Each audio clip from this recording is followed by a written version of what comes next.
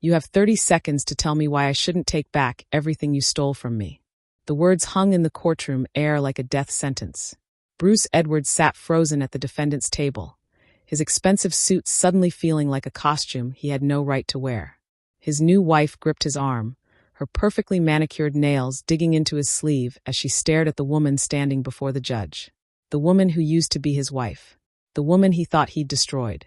I watched his face crumble as the judge held up the evidence that would change everything. Security footage from the gas station. Receipt timestamps. My signature on the back of the ticket. The ticket he claimed was his. The ticket that made him $700 million richer and me homeless in a single day. But I'm getting ahead of myself. Let me pause here for a moment, because if you're listening to this story, you need to understand something important about life, about justice, and about the way the universe sometimes works in mysterious ways. You know how some days feel heavy, like the air itself is holding its breath before a storm? Today feels different, though. Today feels like the kind of day when the clouds finally part, and you remember that the sun was always there, just waiting.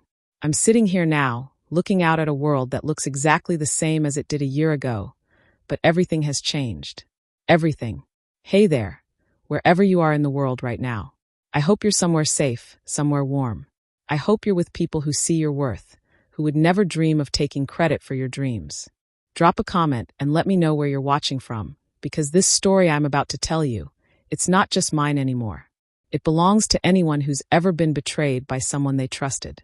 Anyone who's ever had their life stolen right out from under them. Anyone who's ever wondered if justice really exists in this world. This is a story about karma, about truth, and about what happens when someone tries to erase you from your own life.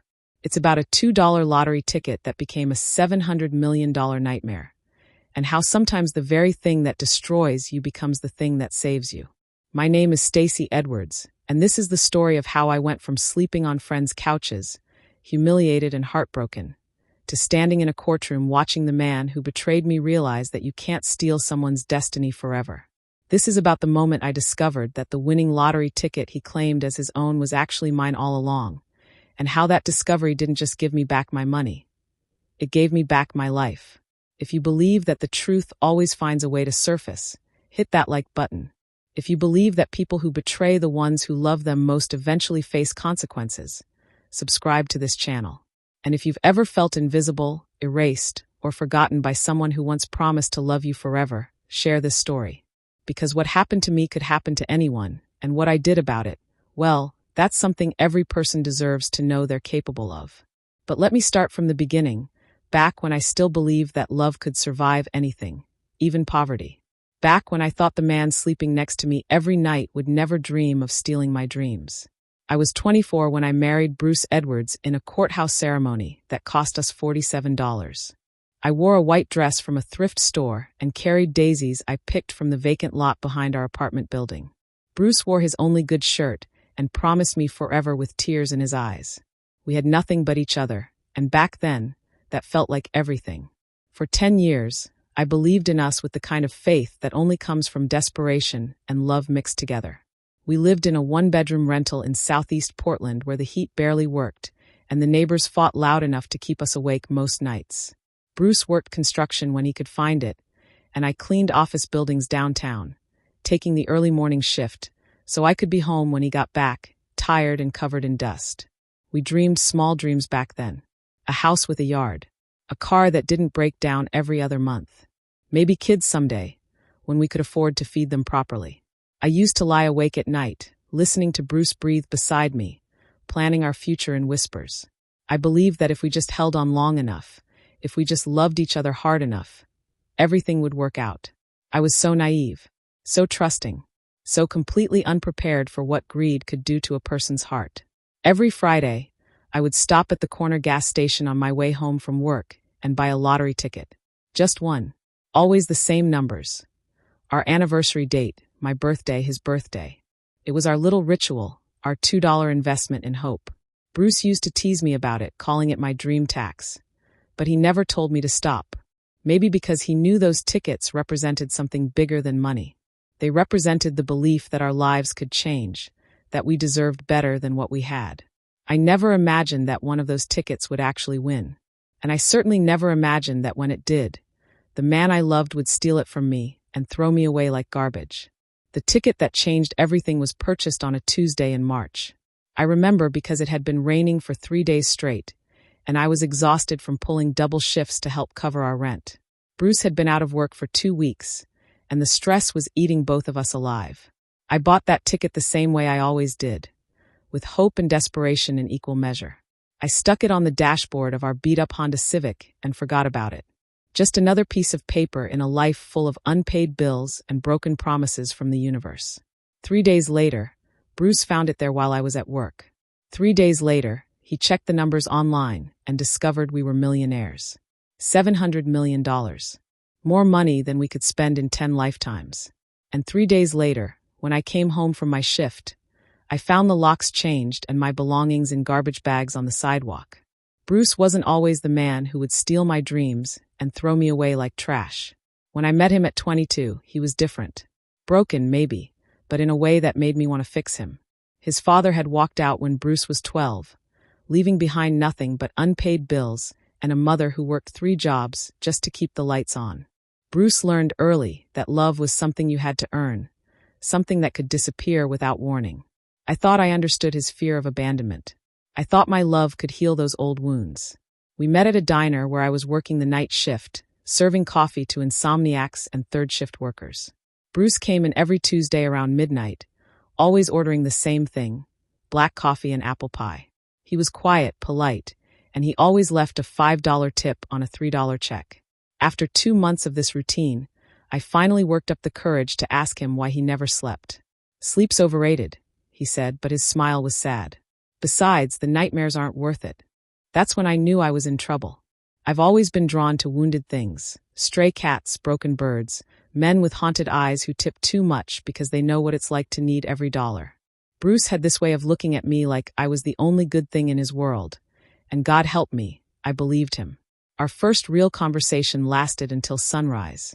He told me about growing up poor, about watching his mother cry over bills she couldn't pay, about promising himself he'd never be that helpless again. I told him about my own childhood. Not poor exactly, but lonely. Parents who worked constantly and showed love through providing rather than presents. We were both hungry for something real, something that felt like home. Bruce had dreams back then. He wanted to start his own construction company, build houses for families like the one he never had.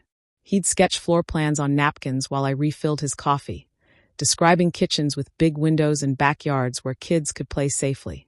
His eyes would light up when he talked about it, and I fell in love with that light as much as I fell in love with him. "Someday," he'd say, "I'm going to build you a house with the biggest kitchen you've ever seen.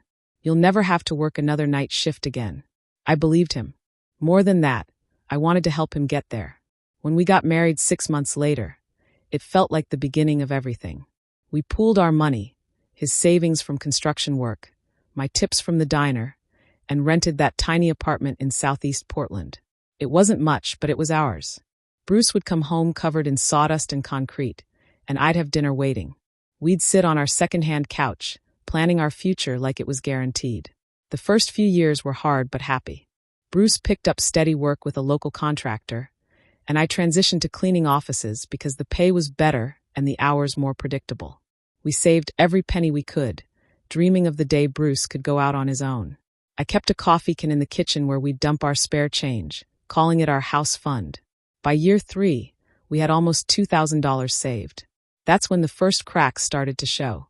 Bruce's boss, a man named Tommy Reeves, took a liking to him. Tommy was everything Bruce wanted to be: successful, confident, respected in the construction community. He drove a new truck, owned a big house in the suburbs, and had a wife who didn't work because she didn't need to. Tommy started inviting Bruce out for drinks after work, introducing him to other contractors, talking about opportunities.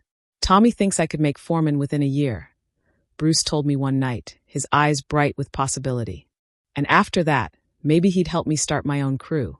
I was happy for him, truly. But something about Tommy made me uncomfortable. The way he looked at me when he came by our apartment, like he was calculating my worth. The way he talked about his wife, referring to her as the little woman, with a smirk that didn't feel affectionate. The expensive gifts he'd give Bruce, tools, work boots, a watch, that seemed designed to create obligation rather than friendship. "He's just being generous," Bruce would say when I voiced my concerns. "This is how business works, Stacy.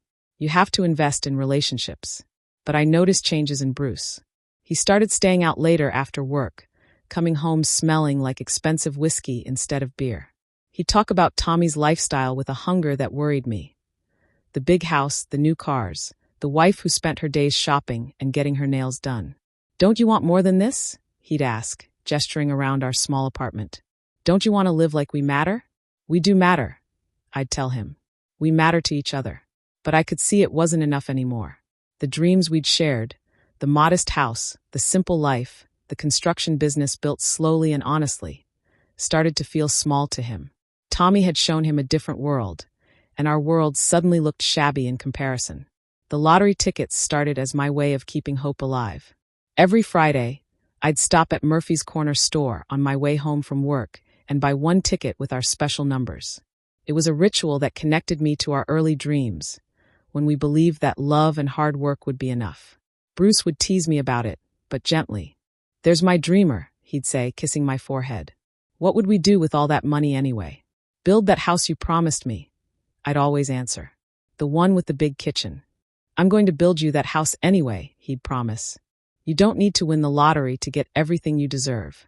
I kept those tickets in a small wooden box on our dresser, checking them religiously every Saturday morning. Bruce would watch me sometimes, shaking his head with amusement. "You know the odds are like 1 in 300 million, right?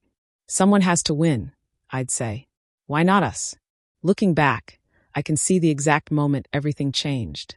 It was a Thursday in February, about a month before I bought the winning ticket. Bruce came home from work different, excited in a way I hadn't seen in years, but also secretive. He kept checking his phone, smiling at messages he wouldn't let me see. "Tommy's got a big opportunity coming up," he told me over dinner. "Something that could change everything for us."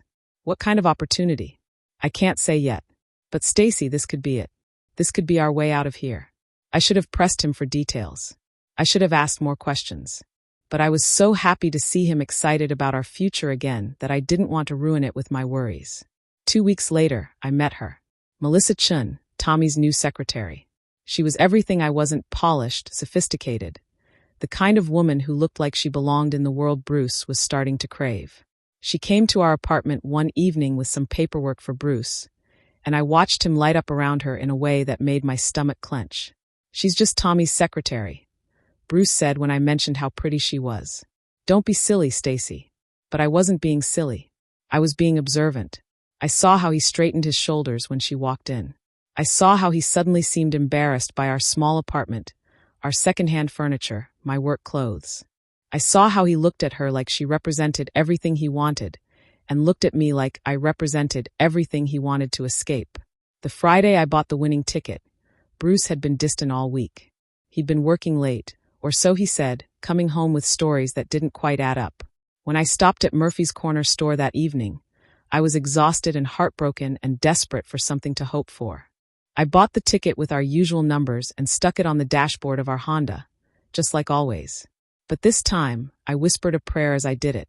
Not for money, exactly, but for a sign that our love was worth fighting for. For proof that the universe still believed in us, even if Bruce was starting not to. 3 days later, while I was at work cleaning the downtown office building where I'd been employed for 5 years, Bruce found that ticket. 3 days later, he discovered we were worth $700 million. And 3 days later, he decided I wasn't worth keeping around to share it. I came home that Tuesday evening to find my key wouldn't work in our front door. My clothes were in garbage bags on the sidewalk, along with my books, my photos, and that wooden box where I'd kept all our losing lottery tickets. Everything that mattered to me, reduced to trash bags in the rain. Bruce opened the door when I knocked, but he didn't let me in. Behind him, I could see Melissa sitting on our couch, my couch, wearing a diamond ring that caught the light like a promise. "I'm sorry, Stacy," he said, but his eyes were cold. "This just isn't working anymore. I've outgrown this life. I've outgrown us." "What are you talking about?" I was shivering in the rain, staring at the man I'd loved for 10 years like he was a stranger. "Bruce, what's happening?" "I won the lottery," he said simply. $700 million. And I realized I don't want to share this new life with someone who's content with so little. The words hit me like physical blows. You won. When? How? That ticket you bought last Friday. I found it in the car, checked the numbers online. It's mine now, Stacy. My ticket, my win, my new life. But I bought that ticket. With my money. Those are our numbers. He shrugged, and that casual gesture broke something inside me that I didn't know could break. Can you prove that? Because I'm the one who signed the back of it. I'm the one who claimed it. As far as the lottery commission is concerned, I'm the winner. That's when I understood.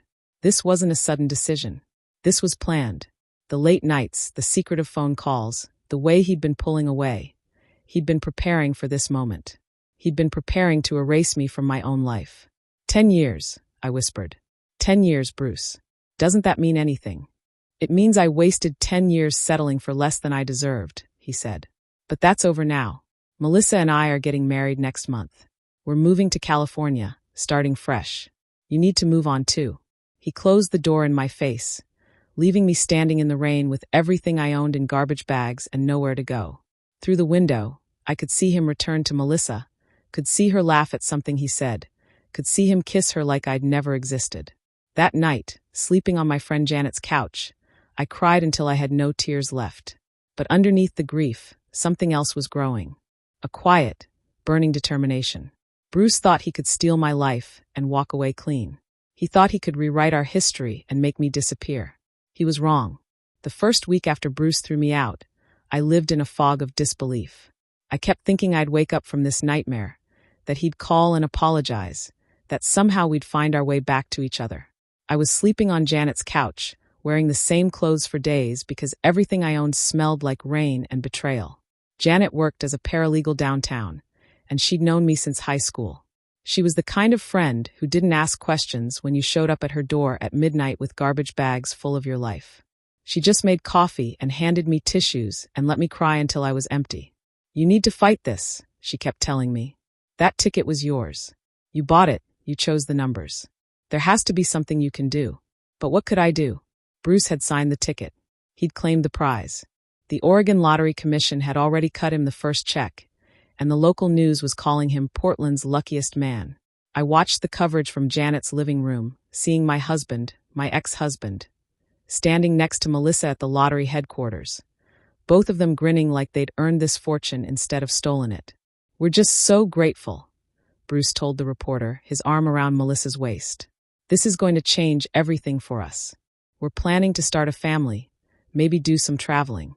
The American dream, you know? The American dream. Built on my $2 and my hope and my numbers. I wanted to throw something at the television, but I was too numb to move. That's when Janet said something that changed everything. You know what's weird? She said, studying the news footage. Look at the timestamp on that security camera behind them. That interview was filmed last Thursday. But didn't you say Bruce only told you about winning on Tuesday? I sat up straighter. What are you saying? I'm saying maybe he knew about this one longer than he's admitting. Maybe this whole thing was more planned than you think. The possibility hit me like lightning. If Bruce had known about the winning ticket before he kicked me out, if he'd deliberately hidden it from me while he prepared to leave, then this wasn't just betrayal. This was fraud. I need to see that gas station, I said, standing up for the first time in days with actual purpose. I need to talk to whoever was working when I bought that ticket. Murphy's Corner store sat on the corner of Division and 82nd, a small family-owned place that had been there for 30 years. The owner, Mrs. Murphy, knew me by name because I'd been buying lottery tickets there every Friday for years. When I walked in that Thursday morning, she took one look at my face and knew something was wrong. Stacy, honey, you look terrible. What's happened? I told her everything. About Bruce, about the ticket, about coming home to find my life in garbage bags. Mrs. Murphy listened with growing anger, her Irish accent getting thicker as she got more upset. That bastard, she said when I finished. Excuse my language, but that's exactly what he is. You bought that ticket right here, Friday evening around 6 o'clock. I remember because you seemed so tired, and I asked if you were working double shifts again. Do you have security cameras? I asked, hope flickering in my chest for the first time in a week. Of course we do. And they keep footage for 90 days. You want to see? The security footage was grainy but clear enough. There I was, Friday evening at 6:17 p.m., buying a single lottery ticket with cash. The timestamp was unmistakable, and you could clearly see me selecting my own numbers on the play slip, not using a quick pick. Mrs. Murphy had even written the transaction number on my receipt, which I'd thrown away but she'd kept in her daily records. "This proves you bought the ticket," Mrs. Murphy said. "But how do we prove those were your numbers?" That's when I remembered something that made my heart race. "The wooden box," I whispered. I kept all our old lottery tickets in a wooden box on our dresser. If Bruce threw out my stuff, maybe he didn't think to look through it. Maybe those old tickets are still there. Janet drove me back to the apartment that afternoon. Bruce's new truck, a gleaming black Ford F-150 that probably cost more than I'd made in 2 years, was parked in our old spot. But Melissa's car was gone, and I was betting Bruce was out celebrating his new fortune.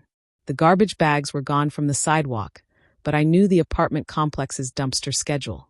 Tuesday was pickup day, which meant my belongings had been sitting in that dumpster for almost a week. Janet and I climbed in, ignoring the smell and the mess, searching through bags of rotting food and other people's discarded lives. We found my things in the third bag we opened. My clothes, my books, my photo albums. Everything damp and stinking but still there. And at the bottom, wrapped in an old sweater, was the wooden box. My hands shook as I opened it.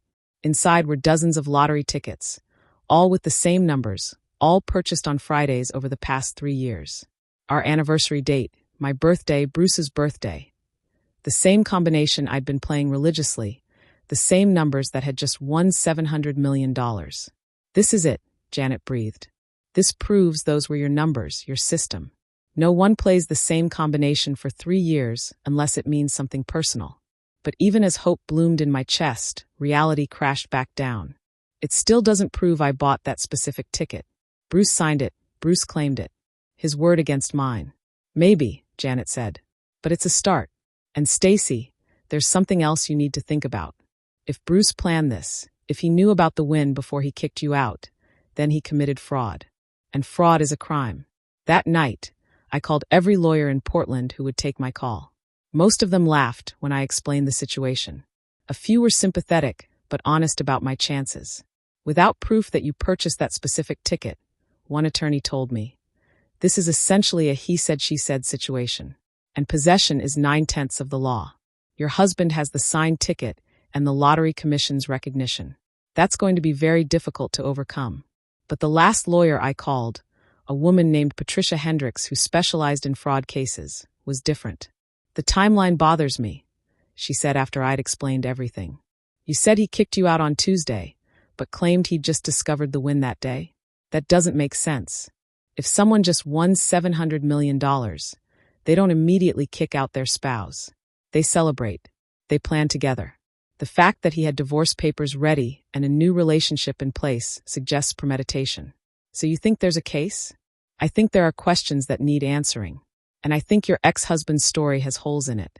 The security footage from the gas station is good, but we need more. We need to prove he knew about the win before Tuesday. We need to establish a timeline that shows deliberate fraud." Patricia agreed to take my case on contingency, which was good because I had exactly $47 to my name. But she warned me it would be a long fight, and Bruce had resources now that I couldn't match. "He's going to hire the best lawyers money can buy," she said. "He's going to try to paint you as a bitter ex-wife making false claims. Are you prepared for that?" I thought about Bruce's face when he closed the door on me. I thought about 10 years of love and loyalty and shared dreams, reduced to garbage bags in the rain. I thought about Melissa sitting on my couch, wearing a ring bought with my fortune. "I'm prepared," I said. The next morning, Patricia filed a lawsuit against Bruce Edwards for fraud, theft, and intentional infliction of emotional distress. The local news picked up the story by afternoon, and suddenly I wasn't just the discarded wife anymore. I was the woman fighting back. Bruce's response came through his new attorney within hours. He denied everything, claimed I was a disturbed individual seeking to profit from his good fortune, and filed a countersuit for harassment and defamation. The war had begun. But that same evening, something happened that changed everything. I was staying at Janet's, trying to ignore the reporters calling her phone, when there was a knock at the door. Janet answered it and came back looking confused. "There's a woman here who says she knows you. Says she has information about Bruce and that secretary of his." The woman at the door was maybe 50, well-dressed but nervous. She introduced herself as Carol Reeves, Tommy's wife. "I know this is strange," she said, "but I've been watching the news about your situation, and I think you should know something. About your husband and Melissa. About how long this has really been going on." My heart stopped. "How long?" "6 months," Carol said quietly. "Maybe longer. Tommy's been covering for them, letting them use his office for their meetings. I found hotel receipts, restaurant bills. Bruce has been planning to leave you since last fall, honey. This lottery win just gave him the excuse he was looking for. 6 months. While I was buying lottery tickets and dreaming of our future together, Bruce was planning his escape with another woman. While I was working double shifts to help pay our bills, he was spending money we didn't have on hotel rooms and expensive dinners. "Why are you telling me this?" I asked. Carol's smile was bitter. "Because I know what it's like to be married to a man who thinks he deserves better than what he has. And because I have proof." She handed me a manila envelope. Hotel receipts, restaurant bills, credit card statements. Tommy's been helping them hide the affair, but he's not as careful as he thinks he is. This shows a pattern of deception going back months. If your lawyer is right about the fraud, this establishes motive and premeditation. I opened the envelope with shaking hands. Inside were dozens of receipts and statements, all showing Bruce spending money we couldn't afford on a relationship I knew nothing about. Expensive hotels, fancy restaurants, jewelry purchases. All while he was telling me we needed to save every penny for our future. "There's something else," Carol said. "Melissa quit her job at Tommy's company 2 weeks before your husband claimed that lottery ticket. She gave notice the same day Bruce started asking Tommy about divorce lawyers. They've been planning this for a while, honey. The lottery win just made it easier." That night, I sat on Janet's couch with the evidence spread out before me, finally understanding the full scope of Bruce's betrayal. This wasn't a sudden decision or a moment of weakness. This was a calculated plan to steal my life and replace me with someone he thought was more worthy of his success. But Bruce had made one crucial mistake. He'd underestimated me. He thought I'd disappear quietly, that I'd accept his version of events and fade away. He thought I was the same broken woman he'd left in the rain with garbage bags full of her life. He was about to learn how wrong he was. The media attention started small but grew like wildfire. What began as a local human interest story, woman claims ex-husband stole winning lottery ticket, quickly became national news. Every major network wanted to interview me, and suddenly I was the face of betrayed wives everywhere. Bruce's response was swift and brutal. Within days of my lawsuit being filed, his new legal team, 3 attorneys from Portland's most expensive firm, launched a character assassination campaign that left me reeling. "Mrs. Edwards has a documented history of mental instability," Bruce's lead attorney, Richard Blackstone, told reporters outside the courthouse. "She's been unemployed multiple times, has struggled with depression, and is clearly unable to accept that her marriage has ended. This lawsuit is nothing more than a desperate attempt to profit from my client's good fortune." Mental instability. The words echoed in my head as I watched the news coverage from Janet's living room. They were twisting my job changes, moving from the diner to office cleaning for better pay, into evidence of instability. They were using my grief over our marriage as proof that I was unhinged. "They're trying to make you look crazy," Patricia warned me during one of our strategy sessions. "It's a classic defense tactic. If they can convince people you're an unreliable narrator, your testimony becomes worthless." But the character attacks were just the beginning. Bruce's team had resources I couldn't match, and they used every advantage. They hired private investigators to dig into my past, looking for anything they could use against me.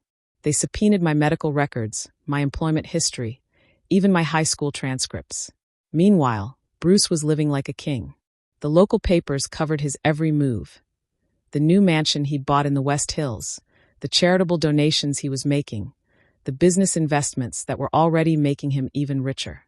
He and Melissa had become Portland's golden couple, photographed at galas and fundraisers, always smiling, always perfect. "We're just so blessed," Melissa told a reporter at a charity auction where they'd donated $50,000 to a children's hospital. "Bruce has such a generous heart. We want to use this gift to make the world better." My gift. My numbers. My $2 that had bought their perfect life. The worst part was watching people believe their version of events. Social media was brutal. Half the comments called me a gold digger. The other half called me delusional. She's just bitter her husband upgraded. One person wrote, if she really bought the ticket, why didn't she sign it herself? That question haunted me because I didn't have a good answer. Why hadn't I signed the ticket immediately? Why had I left it on the dashboard for 3 days? In hindsight, it seemed impossibly careless, but at the time it had just been routine. I'd bought hundreds of lottery tickets over the years and never won more than $20. Signing them had never seemed urgent. We need more than the security footage and the old tickets, Patricia told me during a particularly difficult week. Bruce's team is arguing that anyone could have bought a ticket with those numbers. We need something that definitively proves you purchased that specific winning ticket. That's when Carol Reeves became my lifeline.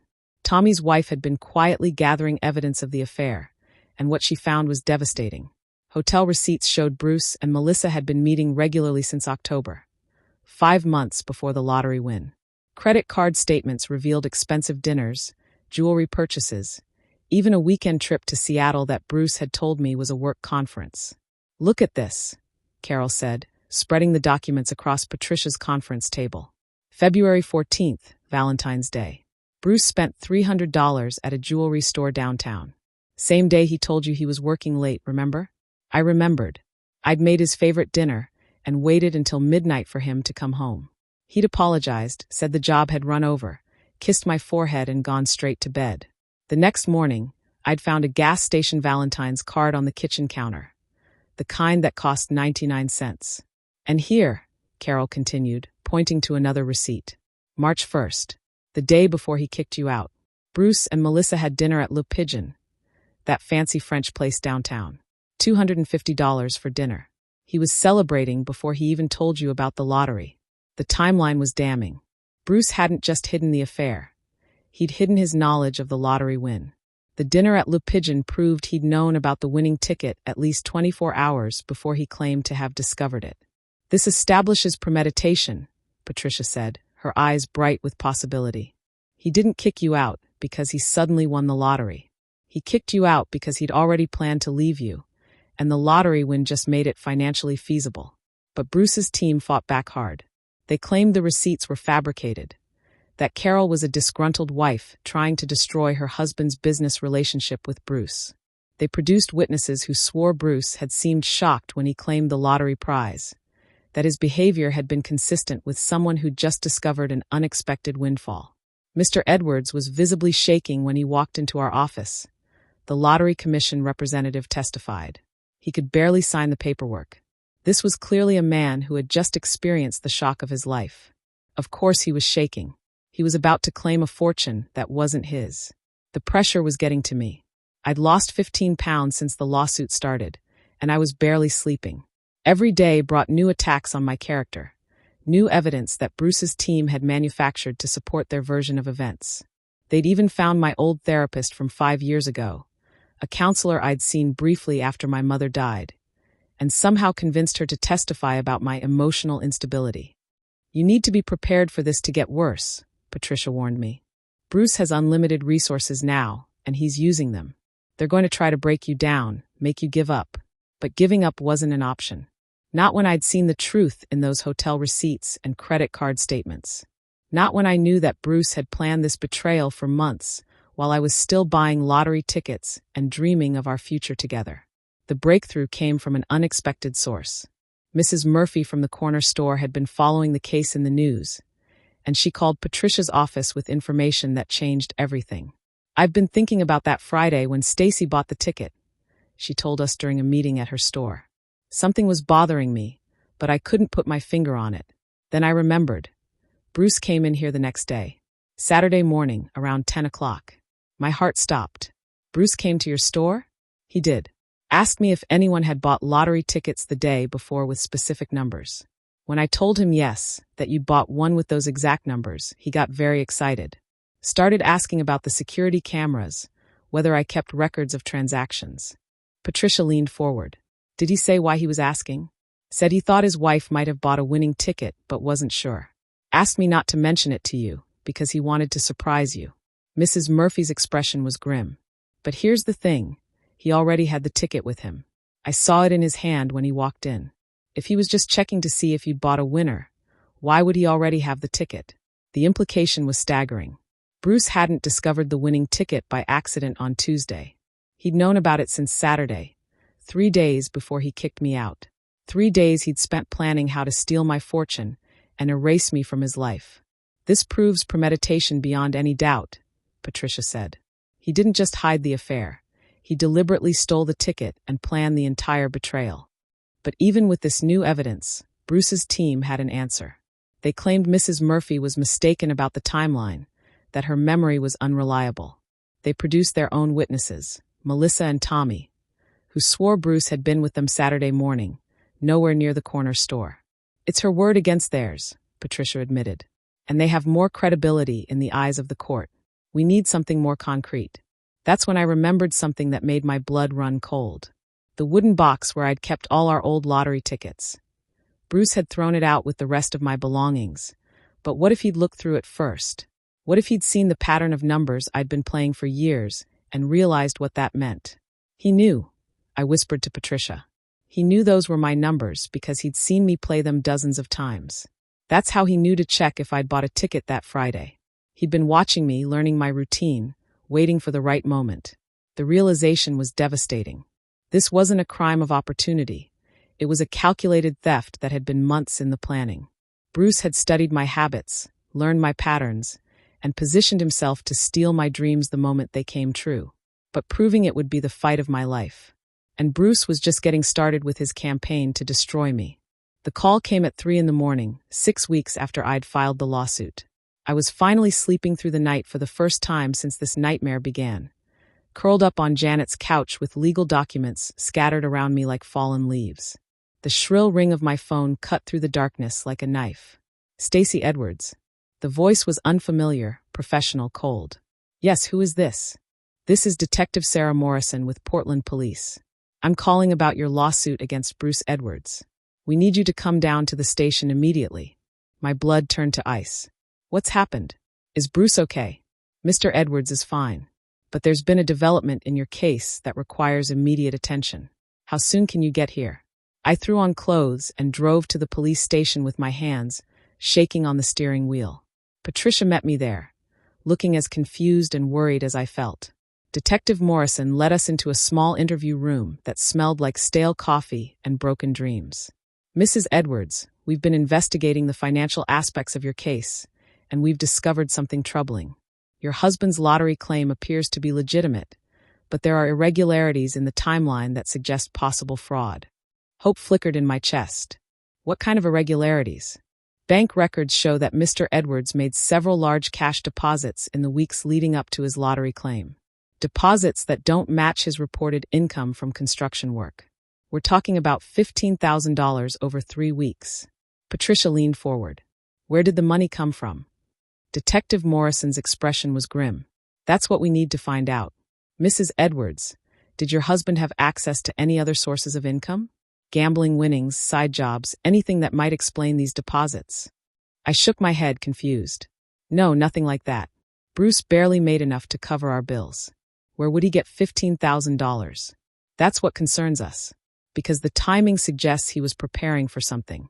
The deposits stopped the day before he claimed the lottery ticket. The detective slid a folder across the table. Inside were bank statements, deposit slips, and transaction records that painted a picture I didn't understand. Bruce had been depositing large amounts of cash for weeks, always in amounts just under $10,000 to avoid federal reporting requirements. This looks like money laundering, Patricia said quietly, or preparation for a major financial event. But what does this have to do with the lottery ticket? I asked. Detective Morrison's next words changed everything. Mrs. Edwards, we have reason to believe your husband may have known about the winning lottery numbers before the drawing took place. The room went silent except for the hum of fluorescent lights overhead. I stared at the detective, trying to process what she'd just said. That's impossible, I whispered. The lottery is random.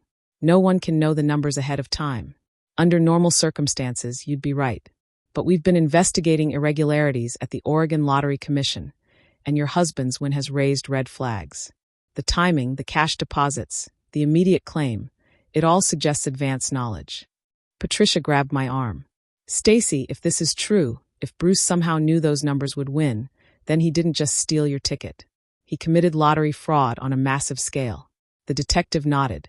We're still investigating, but preliminary evidence suggests someone at the Lottery Commission may have been selling winning numbers to select individuals.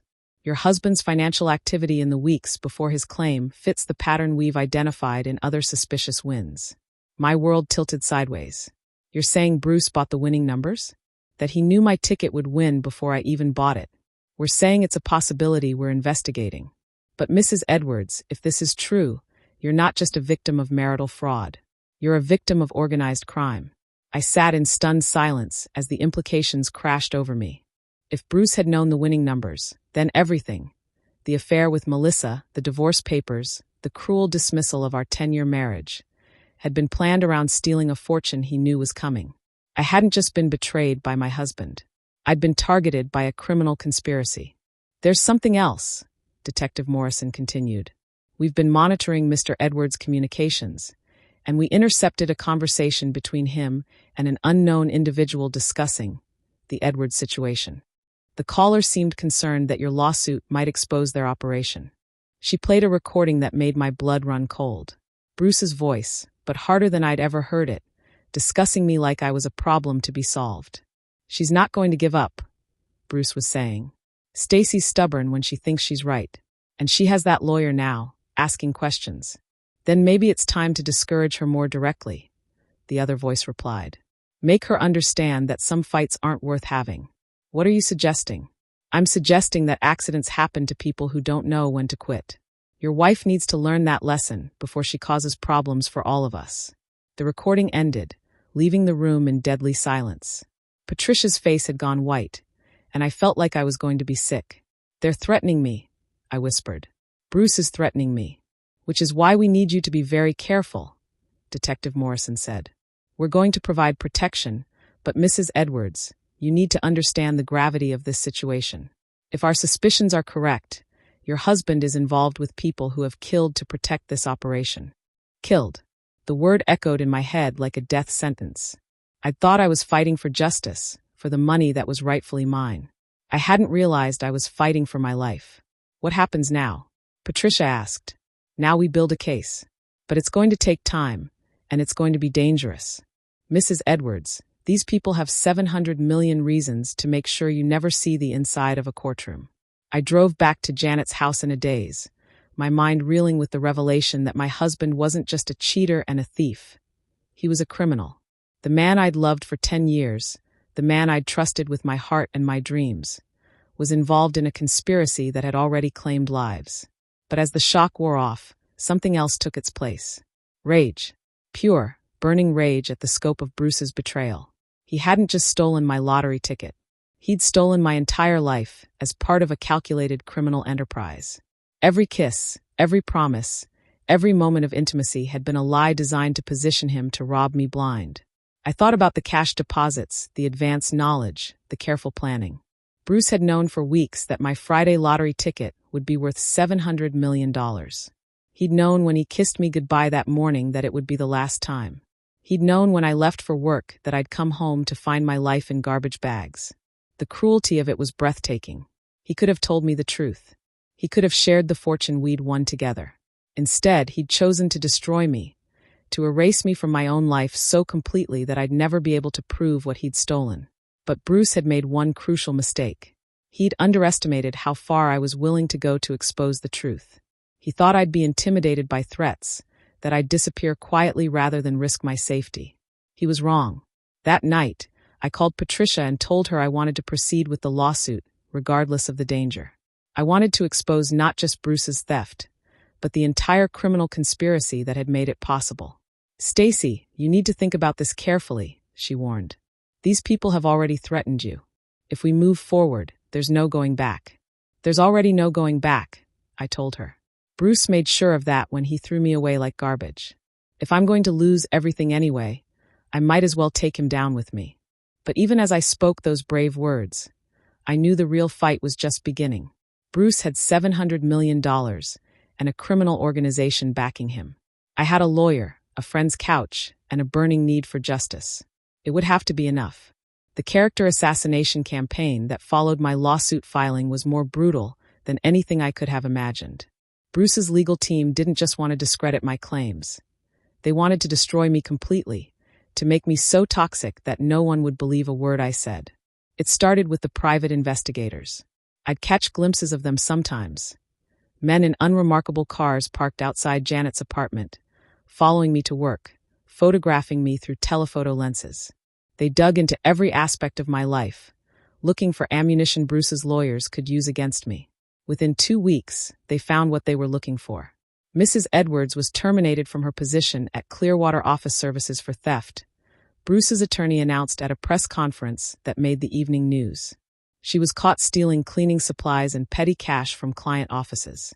This establishes a clear pattern of dishonesty and criminal behavior. The theft allegation was technically true, but the context made it a lie. 3 years ago, I'd taken home some toilet paper and paper towels when Janet was going through a rough patch financially and couldn't afford basic necessities. My supervisor had caught me and fired me on the spot, even though I'd offered to pay for everything. It was a moment of desperation, not greed, but Bruce's team painted it as evidence of my criminal nature. Furthermore, the attorney continued, Mrs. Edwards has a documented history of mental health issues, including depression and anxiety disorders. She was prescribed antidepressants following the death of her mother and has been under psychiatric care multiple times. They'd somehow gotten access to my medical records, turning my grief over losing my mother into evidence of instability. The antidepressants I'd taken for 6 months after Mom died became proof that I was mentally unfit. The therapy sessions I'd attended to deal with childhood trauma became evidence that I couldn't distinguish reality from fantasy. The media ate it up. Social media was even worse. #LotteryLiar started trending, with thousands of people calling me everything from a gold digger to a delusional psychopath. Someone created a fake Facebook page in my name, posting made-up stories about my supposed criminal past and mental breakdowns. She's just another bitter ex-wife trying to cash in on her husband's success, one commenter wrote. If she really bought that ticket, why didn't she sign it? Why didn't she check the numbers herself? This whole story is obviously fake. The worst part was that some of the criticism made sense. Why hadn't I signed the ticket immediately? Why had I left it on the dashboard for 3 days? In hindsight, my behavior seemed impossibly careless, but at the time it had just been routine. I'd bought hundreds of lottery tickets over the years and never won more than $20. Signing them had never felt urgent. But Bruce's team wasn't content with just destroying my credibility. They wanted to destroy my life. I lost my job first. The office building where I'd worked for 5 years suddenly decided they no longer needed my services. My supervisor, a woman named Linda who'd always been kind to me, looked genuinely pained when she delivered the news. I'm sorry, Stacy, she said. But with all the media attention, the building tenants are uncomfortable. They're worried about security, about having someone involved in a high-profile legal case accessing their offices. Linda, you know me. You know I'm not a thief or a liar. I know, she said quietly. But it's not my decision. The building owners are nervous about the publicity. They think it's better if you're not associated with the property anymore. Without a job, I couldn't afford to contribute to Janet's household expenses. She insisted I could stay as long as I needed, but I could see the strain it was putting on her. The reporters calling at all hours, the photographers camping outside her apartment building, the way her neighbors looked at her with suspicion and annoyance. Maybe I should find somewhere else to stay, I told her one evening after a particularly aggressive reporter had followed us to the grocery store. Don't you dare, Janet said fiercely. You're not going anywhere. These bastards want you to disappear, to give up and slink away. That's exactly why you can't. But the pressure was getting to both of us. Janet started having trouble sleeping, jumping at every unexpected sound. Her own job became precarious when her boss expressed concerns about the distraction my presence was causing. We were both becoming casualties of Bruce's war against me. The financial pressure was crushing. Without income, I couldn't afford basic necessities. Patricia was working on contingency, but there were still court costs, filing fees, and expenses for expert witnesses that I couldn't cover. I sold what little jewelry I had, including my wedding ring, but it barely made a dent in what I owed. We might need to consider a settlement, Patricia told me during one of our meetings. Bruce's team has made an offer. It's not much, $50,000, but it would end this nightmare. $50,000. out of 700 million. It was an insult, but it was also more money than I'd ever had at one time. Enough to start over somewhere else, maybe find a small apartment, get back on my feet. What do you think? I asked. Patricia's expression was grim. I think they're trying to buy your silence. $50,000 comes with a non-disclosure agreement. You'd never be able to tell your story, never be able to prove what really happened. You'd disappear, and Bruce would get to keep his narrative intact. And if I don't take it, then we keep fighting. But Stacy, I have to be honest with you. They have unlimited resources, and they're using them. Every day this drags on, they find new ways to attack your credibility. The theft allegation, the mental health records, it's all legal, and it's all damaging. That night, I sat in Janet's bathroom with a bottle of sleeping pills, counting them out on the counter. 23 pills. Probably enough to end this nightmare permanently. I was tired of being called a liar, tired of being portrayed as a crazy woman making false claims. I was tired of watching my best friend suffer because of my fight for justice. Bruce had won. He'd stolen my money, destroyed my reputation, and isolated me from everyone I cared about. Maybe it was time to admit defeat. I was holding the pills in my palm when my phone rang. It was Mrs. Murphy from the corner store. Stacy, honey, I've been watching the news about what they're saying about you, and I want you to know something. I've known you for years, and you're not a liar. You're not crazy. You bought that ticket, and everyone in this neighborhood knows it. Her voice was fierce, protective. I don't care what those fancy lawyers say. I don't care what the newspapers write. You're a good person who's been wronged, and I'm not going to let them destroy you without a fight. Mrs. Murphy, I appreciate that, but no buts. I've been thinking about that Saturday when Bruce came into my store, asking about lottery tickets. Something about his behavior bothered me then, and it bothers me more now.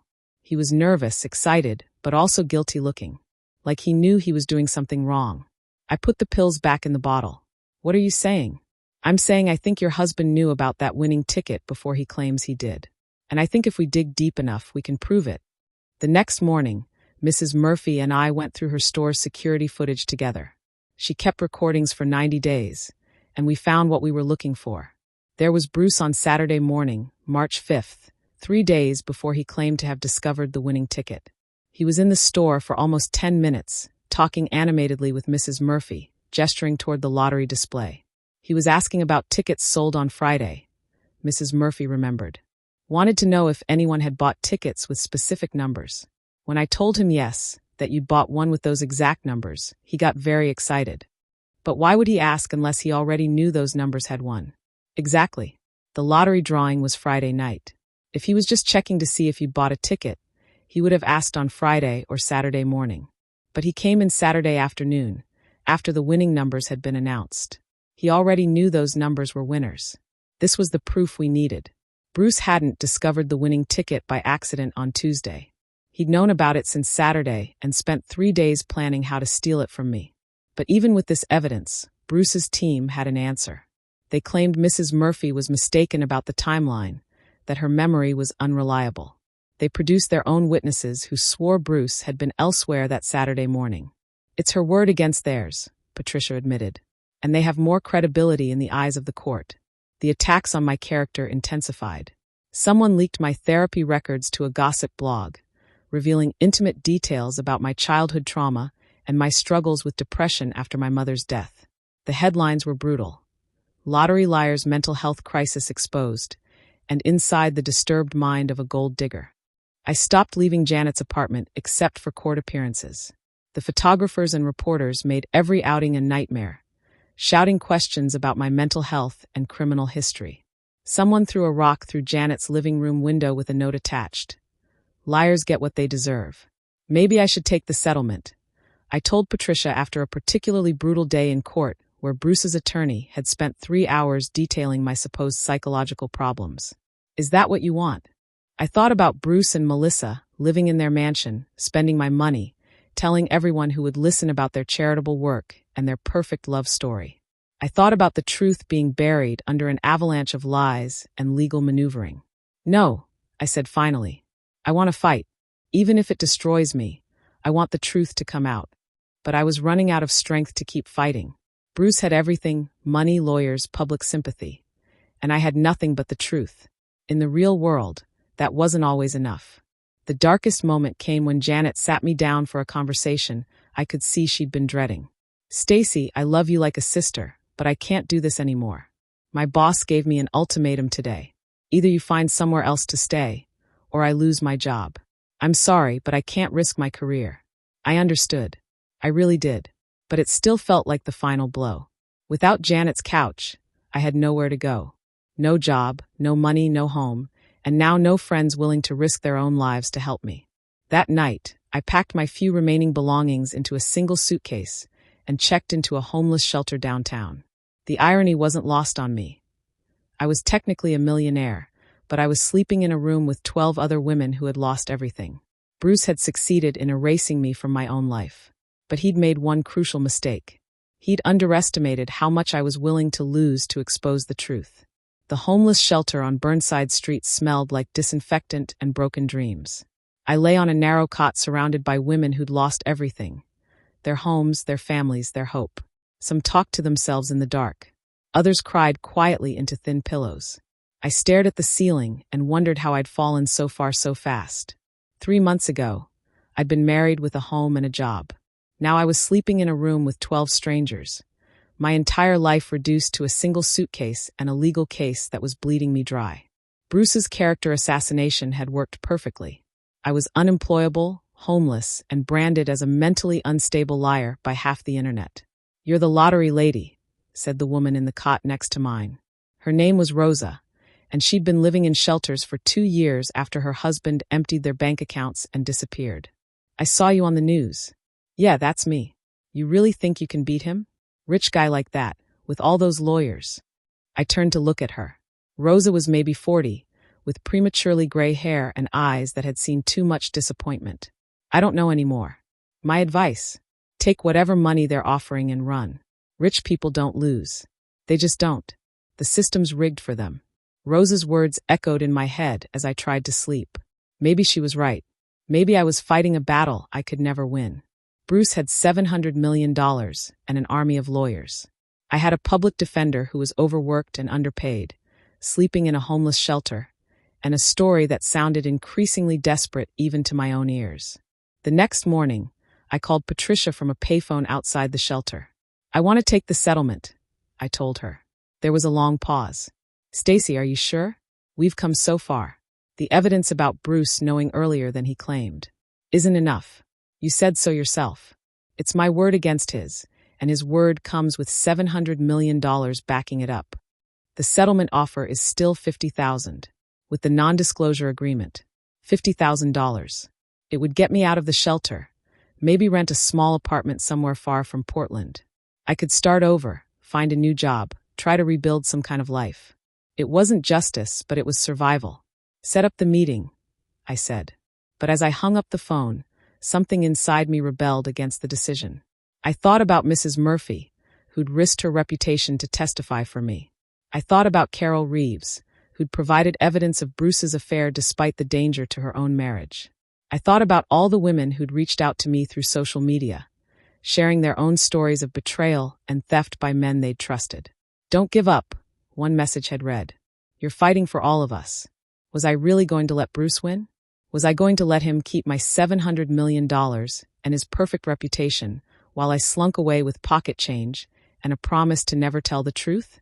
That afternoon, I was walking back to the shelter when I saw her. A young woman, maybe 25, sitting on a bench outside the courthouse with a baby in her arms. She was crying, and something about her posture, defeated, broken, alone, reminded me of myself 3 months ago. I sat down beside her. "Are you okay?" She looked up, and I saw my own pain reflected in her eyes. "My ex-husband just got custody of my daughter," she said.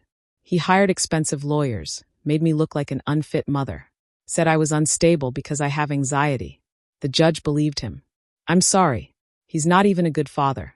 He just wanted to hurt me. And now," she looked down at the baby in her arms, "now I only get to see her on weekends, if I can afford the supervised visits." My heart broke for her. Here was another woman destroyed by a man with more resources and fewer scruples. Another victim of a system that favored wealth over truth. "What's your name?" I asked. Sarah Martinez. "I'm Stacy Edwards." Her eyes widened. The lottery lady? Oh my God, I've been following your case. You're so brave for fighting back. Brave. I didn't feel brave. I felt tired and beaten and ready to give up. But looking at Sarah, seeing her pain, I realized something important. This wasn't just about me anymore. It was about every woman who'd been betrayed, stolen from, discarded by men who thought they could rewrite history to suit their needs.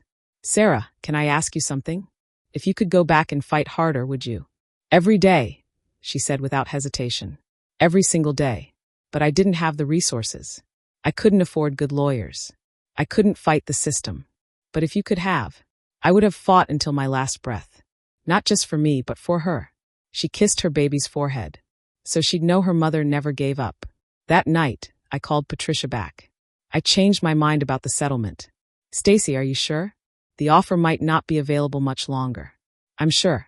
I want to keep fighting. What changed your mind? I thought about Sarah Martinez, about Rosa in the shelter, about all the women who'd been silenced by men with more power and money. I realized this isn't just about me. If I take that settlement and sign that non-disclosure agreement, Bruce wins completely. He gets to keep his story, his reputation, his stolen fortune. And every other woman in my situation learns that fighting back is pointless. The odds are still against us. I know. But Patricia, what if we're missing something? What if there's evidence we haven't found yet? Like what? I don't know. But Bruce made mistakes. He had to. Nobody plans a theft this elaborate without leaving traces. We just need to find them. The breakthrough came from an unexpected source. Carol Reeves called me the next day with information that changed everything. I've been going through Tommy's files, she said, looking for more evidence of the affair. And I found something strange. Bank records showing large cash deposits into Bruce's account, starting about 6 weeks before he claimed the lottery. My heart started racing. How large? $15,000 over 3 weeks. Always in amounts just under $10,000 to avoid federal reporting requirements. Stacy, where would Bruce get that kind of money? He wouldn't. We were barely making ends meet. He was unemployed half the time. That's what I thought. So I did some digging, and I found something else. The deposit stopped the day before Bruce claimed the lottery ticket. The implications hit me like lightning. You think he was being paid? By someone who knew the lottery numbers in advance. I think your husband might be involved in something much bigger than just stealing your ticket. I think he might be part of a lottery fraud scheme. That evening, Patricia and I met with Carol to review the bank records. The pattern was unmistakable. Regular cash deposits for weeks, then nothing after Bruce claimed his prize. This suggests advanced knowledge, Patricia said. If Bruce knew those numbers would win, if someone was paying him to claim a predetermined winning ticket, then this isn't just theft. It's organized fraud. But how would that work? Lottery drawings aren't as random as people think. If someone inside the lottery commission was manipulating the results, they could sell winning numbers to select individuals. Bruce's financial activity fits that pattern perfectly. The next day, Patricia contacted the FBI. Within hours, federal agents were interviewing me about Bruce's sudden wealth and suspicious banking activity. They'd been investigating irregularities at the Oregon Lottery Commission for months, and Bruce's win had raised red flags. We believe your ex-husband may be involved in a conspiracy to defraud the lottery system, Agent Sarah Morrison told me. If that's true, his claim to the winning ticket is invalid regardless of who originally purchased it. For the first time in months, I felt hope. Real, genuine hope that justice might actually be possible. But that hope came with a price. If Bruce was involved in organized crime, if he'd been working with corrupt lottery officials, then I wasn't just fighting a civil case anymore. I was potentially a witness in a federal criminal investigation. Mrs. Edwards, I need you to understand something, Agent Morrison said. If our suspicions are correct, you could be in danger. These people have killed to protect their operation. The choice was stark. I could take Bruce's settlement offer, sign the non-disclosure agreement, and disappear safely into anonymity. Or I could cooperate with the FBI, risk my life, and fight for justice not just for myself, but for every victim of this conspiracy. I thought about Sarah Martinez, crying on that courthouse bench. I thought about Rosa in the shelter, convinced that rich people never lose. I thought about all the women who'd been silenced, who'd given up, who'd accepted that the system was rigged against them. I'll cooperate, I told Agent Morrison. Whatever it takes. The impossible choice wasn't really a choice at all. I'd already lost everything that mattered to me. The only thing left was the truth, and I wasn't going to let Bruce steal that too. The federal courthouse in downtown Portland had never felt more imposing than it did on the morning of November 15th. 6 months after Bruce had thrown me out like garbage, I was finally going to have my day in court. Not just the civil case anymore. This was a federal criminal trial for lottery fraud, conspiracy, and racketeering. The FBI investigation had uncovered everything. Bruce wasn't just a cheating husband who'd stolen my lottery ticket.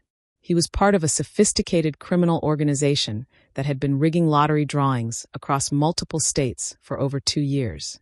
The scheme involved corrupt officials at various lottery commissions, computer programmers who could manipulate the random number generators, and carefully selected individuals who would claim the predetermined winning tickets.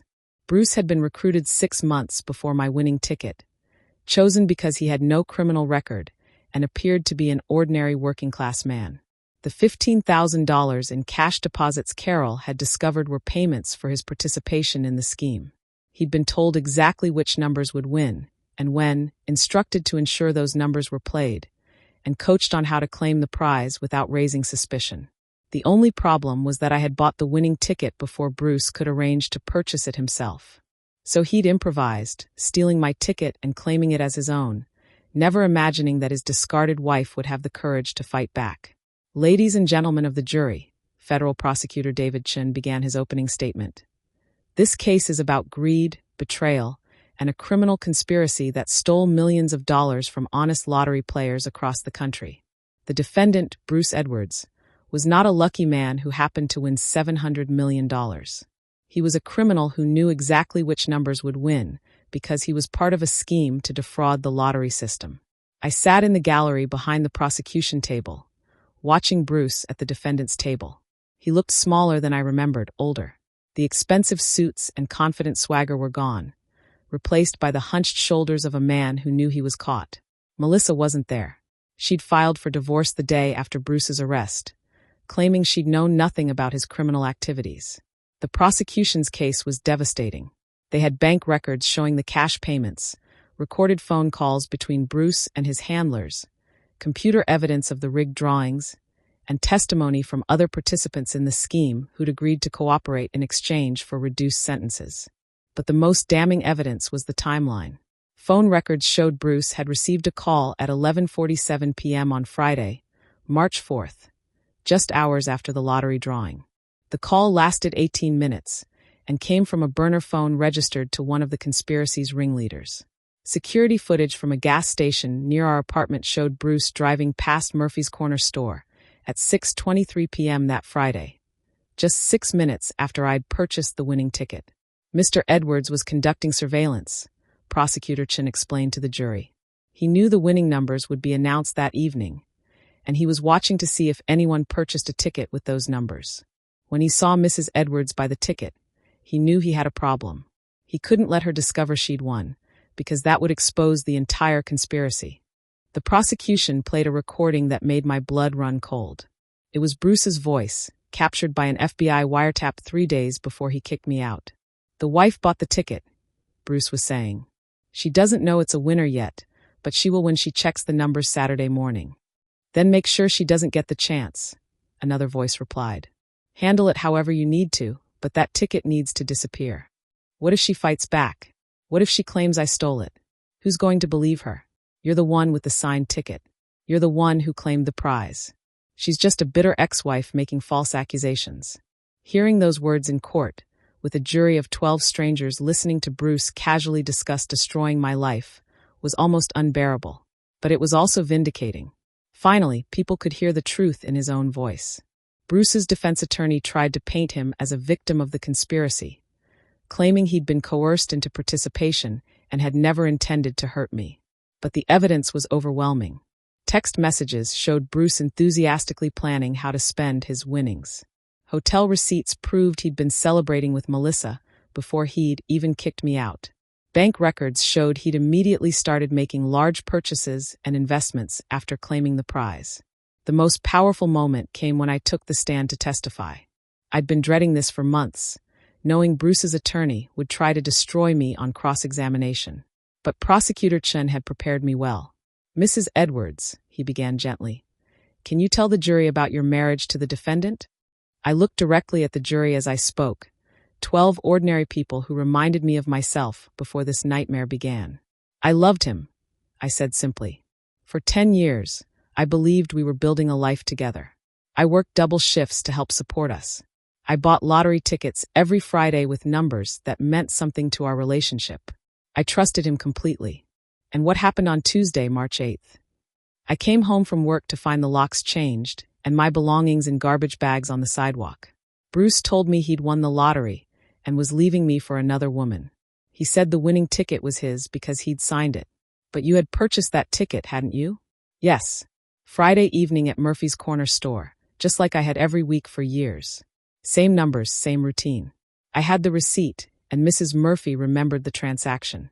Bruce's attorney, a sharp-dressed man named Richard Blackstone, tried his best to discredit me during cross-examination. He brought up my firing from the cleaning company, my therapy sessions, my financial struggles. But the federal evidence was too strong. The jury could see that I was telling the truth. The most dramatic moment came when the prosecution called their star witness, James Morrison, the corrupt lottery official who'd been running the entire scheme. Morrison had agreed to testify in exchange for a reduced sentence, and his testimony was devastating. "Bruce Edwards was one of our most reliable participants," Morrison said from the witness stand. "He followed instructions perfectly, never asked questions, and was completely willing to destroy anyone who got in his way. When his wife accidentally bought the predetermined winning ticket, he didn't hesitate to steal it from her." "Did Mr. Edwards express any remorse about betraying his wife?" "None whatsoever. He said she was holding him back, that he deserved better than a life of poverty with someone who had no ambition. He was excited about starting over with his girlfriend." The jury deliberated for less than 4 hours. When they returned, the foreman stood and delivered the verdict that changed everything. "On the charge of conspiracy to commit fraud, we find the defendant guilty. On the charge of racketeering, we find the defendant guilty. On the charge of theft, we find the defendant guilty." Bruce's face crumpled as the verdicts were read. For the first time since this nightmare began, I saw him look genuinely afraid. The man who'd stolen my life and thrown me away like garbage was finally facing consequences for his actions. But the criminal conviction was only the beginning. The civil case that followed was swift and decisive. With Bruce's criminal guilt established, the court had no choice but to rule in my favor. The lottery ticket had been purchased with my money, using numbers I'd chosen, as part of a routine I'd maintained for years. Bruce's claim to the prize was fraudulent from the beginning. "The court hereby orders that all lottery winnings claimed by Bruce Edwards be transferred to Stacey Edwards, the rightful winner," Judge Patricia Williams announced. Additionally, Mr. Edwards is ordered to pay punitive damages in the amount of $50 million for the emotional distress and financial harm caused by his fraudulent actions. $750 million. More money than I could spend in 10 lifetimes. But more importantly, it was vindication. Proof that the truth had finally won. As I walked out of the courthouse that day, reporters shouted questions about how it felt to be vindicated, what I planned to do with the money, whether I forgave Bruce for what he'd done. I stopped on the courthouse steps and looked back at the building where justice had finally been served. "I want people to know that the truth matters," I said into the cameras. "It doesn't matter how much money someone has or how many lawyers they hire." Standing on those courthouse steps with $750 million to my name, I should have felt triumphant. I should have felt vindicated. And I did, but there was something else too. A profound sadness for the woman I'd been a year ago, the one who'd believed that love could survive anything. The media frenzy that followed the verdict was unlike anything I'd experienced. Every major network wanted interviews, book publishers were calling with offers, and Hollywood producers were interested in my story. But I wasn't ready for any of that yet. I needed time to process what had happened, to figure out who I was now that I wasn't fighting for my life anymore. The first thing I did was buy a house. Not a mansion like Bruce had purchased with my stolen money, but a modest 3-bedroom home in southeast Portland, not far from where I'd grown up. It had a big kitchen with windows that looked out onto a garden, and a front porch where I could sit and watch the world go by. It felt like home in a way that apartment with Bruce never had. Mrs. Murphy was my first visitor. She brought homemade cookies and tears of joy, hugging me like I was her own daughter. "I knew you'd win," she said, settling into my new kitchen with a cup of tea. "I knew the truth would come out eventually. That boy never deserved you, not for 1 minute. I couldn't have done it without you," I told her. "Your testimony, the security footage, believing in me when no one else would. Nonsense. You did this yourself, honey. You had the courage to fight when everyone told you to give up. That's not something I gave you. That's something you found inside yourself." The second thing I did was track down Sarah Martinez, the young mother I'd met outside the courthouse during my darkest days. I found her working at a diner downtown, struggling to make ends meet while fighting for visitation rights with her daughter. "Stacy," she said when I walked into the restaurant. "Oh my God, I saw the news. I can't believe you actually won. I wanted to thank you," I said. "That day we talked, when you said you'd fight until your last breath for your daughter. That's what gave me the strength to keep going." Sarah's eyes filled with tears. "I can't believe you remember that. I remember everything about that day. And I want to help you fight for your daughter. I'm starting a foundation for women who've been betrayed by the system, women who need legal help but can't afford it. Will you let me fund your custody case?" 6 months later, Sarah had full custody of her daughter and was enrolled in nursing school. Her ex-husband, faced with lawyers who actually had resources to fight him, had backed down completely. Watching Sarah graduate from nursing school with her little girl in the audience was one of the most satisfying moments of my new life. The Second Chance Fund grew quickly. Within a year, we were helping dozens of women across the country, funding legal battles against abusive ex-husbands, providing housing for women escaping domestic violence, offering job training and education for those starting over. Every case reminded me why I'd fought so hard for the truth. But the most unexpected part of my new life was the relationship that grew from it. David Chun, the federal prosecutor who'd handled Bruce's case, had stayed in touch after the trial. What started as professional conversations about the foundation's legal structure gradually became something more personal. "You know," he said one evening as we walked through my garden, "when I first met you, you were this broken woman sleeping in a homeless shelter. I never imagined you'd become someone who could change so many lives." "I never imagined it either," I admitted. "A year ago, I thought my life was over. I thought Bruce had destroyed everything that mattered. And now, I looked around at the home I'd built, thought about the women we were helping through the foundation, considered the peace I'd found in forgiveness.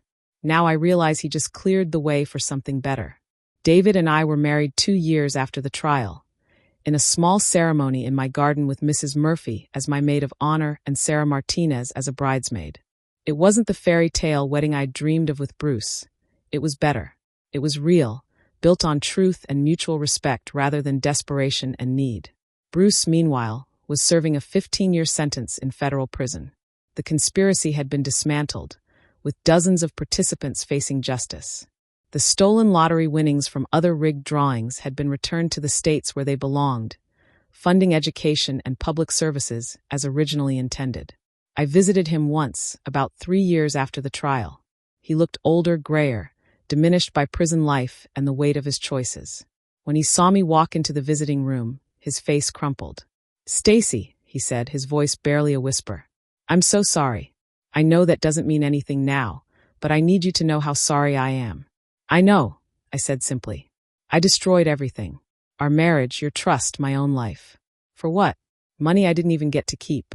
I studied his face, looking for the man I'd once loved. He was still there, buried under years of bad choices and criminal behavior. But he was there. "Bruce, can I ask you something? When did you stop loving me?" He was quiet for a long time. "I don't think I ever stopped," he said finally. "I think I just started hating myself so much that I couldn't believe anyone else could love me either. When Tommy showed me that other world, when I saw what money could buy, I convinced myself I deserved it more than I deserved you. And Melissa was never about love. She was about proving I could have something better, something that looked like success. I threw away 10 years of real love for 6 months of fake everything." I reached across the table and took his hand. "I forgive you, Bruce. Not because you deserve it, but because I deserve peace."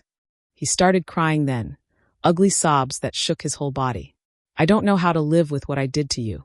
"You learn," I said. "You get up every day and try to be better than you were yesterday. You help other people when you can. You remember that redemption is possible, even after the worst mistakes. When I left the prison that day, I felt lighter than I had in years. Forgiveness, I'd learned, wasn't about Bruce. It was about freeing myself from the anger that had been eating away at my peace. The foundation continued to grow. We opened offices in 12 states, helped over 1,000 women, and changed laws to make it harder for abusive partners to manipulate the legal system. Every success story reminded me that my own nightmare had served a purpose. 5 years after the trial, I was invited to speak at a conference for domestic violence survivors. Standing at the podium, looking out at hundreds of women who'd survived their own betrayals, I thought about the journey that had brought me there. I used to think that winning the lottery was the best thing that ever happened to me, I told them. Then I thought it was the worst thing. Now I realize it was just the thing that revealed who people really were, including myself. My ex-husband thought he was stealing my money, but what he actually did was steal my illusions. He stole my belief that love was enough to fix everything, that loyalty would always be rewarded, that good things happen to good people. And you know what? I'm grateful he stole those illusions, because they were keeping me small. The woman who bought that lottery ticket was afraid of her own power.